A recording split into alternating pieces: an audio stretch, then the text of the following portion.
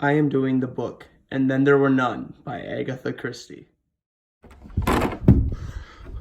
Justice Wargraves has the means, motive, and opportunity. For the means, he was able to get everyone onto a central island, where then he faked his own death and was able to kill at ease. The motive, he believes that everyone on that island was not correctly convicted of killing. For opportunity, he was able to capture all of his victims on the island, and he did it very precisely. He knew that if he was not able to get everyone to come to the island, that his plan would not work to the extent he would like. The main theme of the novel is justice. The killer views each of these individuals as being guilty of crimes that the legal system is unable to hold them accountable for. Justice Wargrave has a way of catching up with people who misbehave. Judge Wargrave does the work of detective and murderer by picking out those who are guilty and punishing them. Christie also explores the line that divides those who act unjustly from those who seek to restore justice. She suggests that the unjust behavior does not necessarily make someone bad, and enforcing justice does not necessarily make someone good.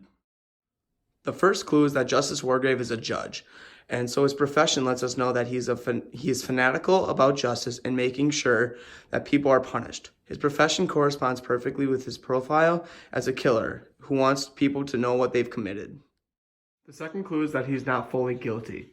We know that he's not fully guilty because he is a judge, and therefore he committed someone to death, but he never actually killed the person or was fully responsible for his death. The third clue is fingerprints. When Bloor mentioned how there could be fingerprints on the letter, the only person to speak up was Justice Wargrave. He was the only one alarmed by it, and no one else seemed to care. For the fourth clue, no alliances. With everyone trying to figure out who the killer is, Wargrave sets back the efforts by using his skills at summation to keep the guests from trusting or forming alliances with one another. The final clue harks back at the poem found in the book. 4 little Indian boys going out to sea, a red herring swallowed one, and then there were 3. This is the fate of Dr. Armstrong, who was discovered washed up on the beach. The killer had identified Armstrong as the weakest and most gullible member of the group, and had tricked him into helping further his plan by deception.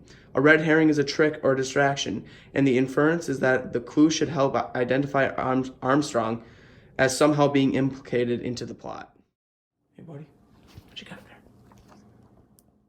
The reason this is a detective science fiction masterpiece is because of its plot. It's a really great plot where we learn a lot about characters, but we also don't know a lot about our characters. They keep their lives a secret, and we don't learn much about them. I'd like to connect it to the 39 Steps because we don't learn a lot about the people in that book, and most of their lives are secret to us. Something someone can take away from this novel is that we all have things on our conscience, and we should take care of them right away so they're not sitting on our minds and they bite us in the butt later down the line.